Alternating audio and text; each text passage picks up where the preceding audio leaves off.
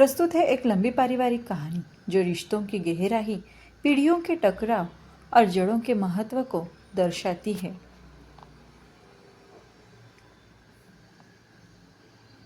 जड़ों की पुकार। उत्तर प्रदेश के एक हरे भरे गांव के छोर पर एक पुरानी 2 मंजिला हवेली शान से खड़ी थी, जिसका नाम था पुरखों की धरोहर। यह हवेली चौधरी हर नारायण के परिवार का प्रतीक थी। इसकी ऊंची ऊंची दीवारें, नक्काशीदार लकड़ी के दरवाजे और हवादार दालान बीती हुई सदियों की कहानियां कहते थे। लेकिन अब समय बदल चुका था। हवेली की रंगत फीकी पड़ गई थी। दीवारों पर सिलन के दाग थे और उसके विशाल आंगन में अब बच्चों के खिलखिलाहट की जगह खामोशी ने ले ली थी। चौधरी हर नारायण 70 की उम्र पार कर चुके एक दृढ़ और स्वाभिमानी व्यक्ति इसी हवेली में अकेले रहते थे। उनकी पत्नी का स्वर्गवास कुछ साल पहले ही हो चुका था। उनके 2 बेटे थे। बड़ा विक्रम, जो मुंबई में एक बड़ी मल्टीनेशनल कंपनी में वाइस प्रेसिडेंट था, और छोटा समीर, जो दिल्ली में एक बैंक में मैनेजर था। दोनों अपनी अपनी दुनिया में व्यस्त थे और साल में एक आध बार ही गांव आ पाते थे। इस बार चौधरी साहब ने दोनों बेटों को एक जरूरी खत लिखकर तुरंत गांव बुलाया था। जब विक्रम और समीर अपने अपने परिवारों के साथ पहुंचे तो हवेली का सुनापन कुछ देर के लिए दूर हो गया। विक्रम की पत्नी कविता और उनका 15 साल का बेटा रोहन शहर की चमक दमक के आदीन थे। रोहन को गांव का माहौल बोरिंग लग रहा था और वह आते ही अपने टैबलेट में खो गया। वही समीर की पत्नी सुनिधि और उनकी 10 साल की बेटी मीरा गांव की सादगी में रम गए थे। मीरा को पुरानी हवेली किसी जादुई महल जैसी लग रही थी और वह हर कोना घूमने के लिए बेचैन थी। रात के खाने के बाद जब सभी आंगन में बैठे थे तो चौधरी हर नारायण ने गंभीर स्वर में कहा, मैंने तुम दोनों को एक खास वजह से बुलाया है। अब मुझसे अकेले इस हवेली की देखरेख नहीं होती है। मैं चाहता हूँ कि तुम दोनों मिलकर यह फैसला करो कि इस धरोहर का भविष्य क्या होगा। विक्रम, जो हमेशा से ही व्यावहारिक सोच का था, तुरंत बोला, बाबूजी, मैंने इस बारे में बहुत सोचा है। मुंबई के एक बड़े होटल ग्रुप में इसी प्रॉपर्टी पर नजर है। वे यहाँ एक हेरिटेज होटल बनाना चाहते हैं और बहुत अच्छी कीमत दे रहे हैं। अगर हम इसे बेच दें तो उस पैसे से आपके लिए शहर में एक आरामदायक फ्लैट ले लेंगे और बाकी पैसे रोहन और मीरा की पढ़ाई और भविष्य के लिए सुरक्षित हो जाएगा। अब इस पुरानी हवेली में रखा ही क्या है सिवाय खर्च और झंझट के। कविता ने भी अपने पति का समर्थन किया। हाँ बाबूजी, विक्रम ठीक कह रहे हैं। शहर में आप हमारे पास रहेंगे, आपको आराम मिलेगा। यह सुनते ही चौधरी साहब का चेहरा सख्त हो गया। उन्होंने गहरी निराशा से विक्रम की ओर देखा। तो तुम्हारे लिए यह सिर्फ एक प्रॉपर्टी है, एक सौदा? विक्रम, यह सिर्फ ईंट और गारे का ढांचा नहीं है। इस हवेली की नींव में मेरे दादाजी का पसीना और सपने हैं। इसी आंगन में तुम्हारे पिताजी ने चलना सीखा था। इसी दालान में तुम्हारी माँ दुल्हन बनकर आई थी। इस घर के हर कमरे में हमारी 3 पीढ़ियों की सांसें बसी है। तुम कहते हो इसमें रखा क्या है? समीर चुप था। वह अपने भाई की बातों को व्यावहारिकता को समझ रहा था, लेकिन पिता के दर्द को भी महसूस कर रहा था। उसे अपना बचपन याद आ रहा था। कैसे वह और विक्रम इसी आंगन में क्रिकेट खेलते थे। कैसे माँ के हाथ के बने आम के अचार की खुशबू पूरी हवेली में फैल जाती थी। सुनिधि ने धीरे धीरे से समीर का हाथ दबाया, मानो कह रही हो कि वह उसके पिता के साथ है। बहस बढ़ गई। विक्रम अपनी दलीलों पर अड़ा रहा। बाबूजी, आप भावनाओं में बह रहे हैं। हमें भविष्य की ओर देखना चाहिए, अतीत को पकड़कर नहीं बैठना चाहिए। चौधरी साहब आहत होकर चुप हो गए और उठकर अपने कमरे में चले गए। घर का माहौल इतना बोझिल हो गया कि किसी से कुछ कहते नहीं बन रहा था। अगले 2 दिन तनाव में बीते।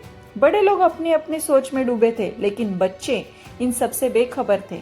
मीरा ने रोहन को किसी तरह अपने टैबलेट से बाहर निकाला और उसे हवेली की खोज पर चलने के लिए मना लिया। चलो भैया, देखते हैं ऊपर वाले कमरों में क्या है, मीरा ने उत्साह से कहा।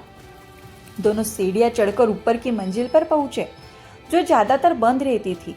धूल भरी चीजों के बीच घूमते घूमते वे एक पुराने पूजा घर में पहुंचे। वहां एक कोने में एक बड़ा सा सागौन का संदूक रखा था। मीरा की नजर उस पर पड़ी और उसने जिद करके रोहन से उसे खुलवाया। संदूक के अंदर पीतल के पुराने बर्तन, रेशमी कपड़े और कुछ पांडुलिपियों के साथ एक पुरानी चमड़े की जिल्द वाली डायरी थी। वह उनके परदादा चौधरी राम भरोसे लाल की डायरी थी, जिन्होंने इस हवेली को बनवाया था। बच्चों ने डायरी उठाई और नीचे ले आए। आंगन में खामोशी से बैठे परिवार के सामने मीरा ने कहा, दादाजी देखिए हमें पूजा घर में क्या मिला। सबकी नजरें उस पुरानी डायरी पर टिक गई। समीर ने उसे अपने हाथों में लिया और उसके पन्ने पलटने लगा। लिखावट पुरानी थी लेकिन स्पष्ट थी। उसने पढ़ना शुरू किया। आज इस हवेली की नींव का पहला पत्थर रखा।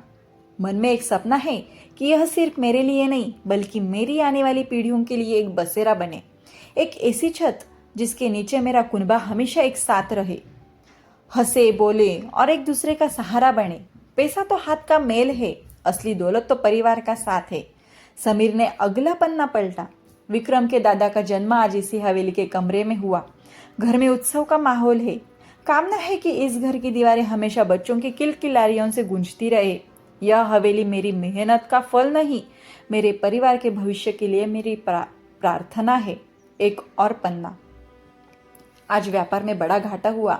मन विचलित है, पर जब रात को इस आंगन में चांदनी के नीचे बैठा और अपने बच्चों को खेलते देखा तो सारी चिंता दूर हो गई। यह घर सिर्फ चार दीवारें नहीं, यह मेरा सुकून है, मेरी हिम्मत है। इसे कभी बिकने नहीं दूंगा।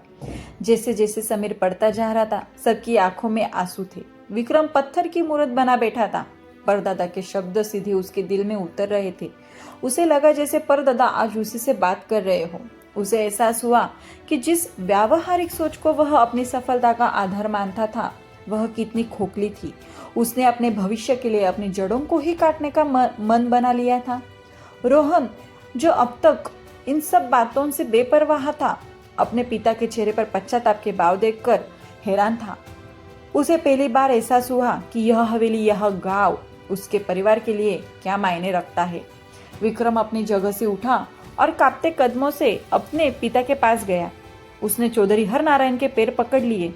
मुझे माफ कर दीजिए बापूजी, मैं अंधा हो गया था। मैं अपने ही परिवार की सबसे कीमती चीज का सौदा करने चला था। यह हवेली नहीं बिकेगी, कभी नहीं। चौधरी हरनारायण ने उसे उठाकर गले से लगा लिया। उनकी आंखों से भी आंसू बह रहे थे, लेकिन ये खुशी के आंसू थे।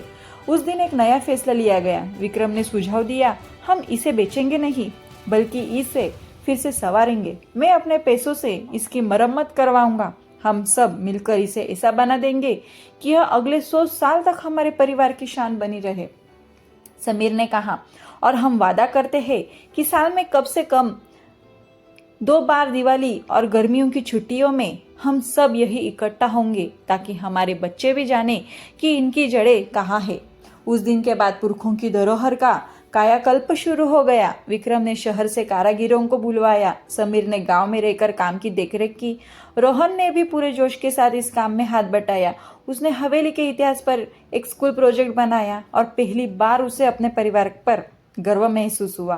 कुछ महीनों बाद दिवाली के दिन पूरी हवेली रोशनी से जगमगा रही थी। उसका पुराना वैभव लौट आया था। आंगन में पूरा परिवार एक साथ बैठकर हंस बोल रहा था। चौधरी हरनारायण अपने पोतों पोतियों को परदादा की कहानियां सुना रहे थे और उनकी आंखों में एक गहरा संतोष था। हवेली की दीवारों ने सालों बाद फिर से अपने परिवार की खिलखिलाहट सुनी थी। जड़ों की पुकार ने भटकी हुई पीढ़ी को वापस अपनी और खींच लिया था और बता दिया था कि असली विरासत जमीन जायदाद नहीं बल्कि परिवार का प्यार, एकता और साथ मिलकर बनाए गए यादगार पल होते हैं। कहानी से सीख, यह कहानी हमें सिखाती है कि आधुनिकता और प्रगति की दौड़ में हमें अपनी जड़ों और पारिवारिक मूल्यों को कभी नहीं भूलना चाहिए। हमारी विरासत सिर्फ भौतिक संपत्ति नहीं बल्कि वे संस्कार, यादें और रिश्ते हैं जो हमें हमारी पहचान देते हैं। परिवार की एकता और बड़ों का सम्मान ही किसी भी परिवार की सबसे बड़ी दौलत होती है।